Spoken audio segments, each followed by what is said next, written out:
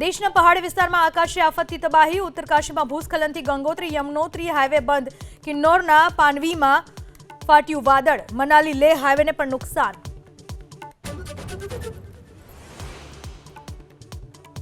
નર્મદા ડેમની જળ સપાટી દર કલાકે 4 સેન્ટીમીટરની વધી રહી છે। ઉપરવાસમાંથી 2,32,000 ક્યુસેક પાણીની આવક। ડેમ મહત્તમ સપાટીથી માત્ર 4.17 મીટર બાકી।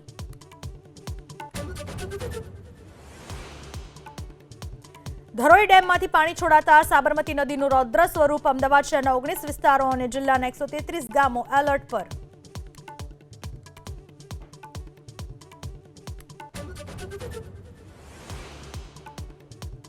પીએમ મોદીના ગુજરાત પ્રવાસનો આજે બીજો દિવસ। અમદાવાદમાં સવારે 10:30 વાગે હાઇબ્રિડ બેટરી ઇલેક્ટ્રોડનું કરશે ઉદ્ઘાટન। 100 દેશોમાં ઇલેક્ટ્રિક વાહનના નિકાસને આપશે લીલી ઝંડી।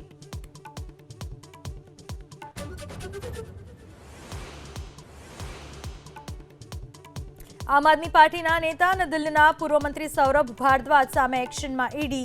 હોસ્પિટલ નિર્માણ કૌભાંડને લઈ સૌરભ ભારદ્વાજના નિવાસસ્થાને ઈડીના દરોડા।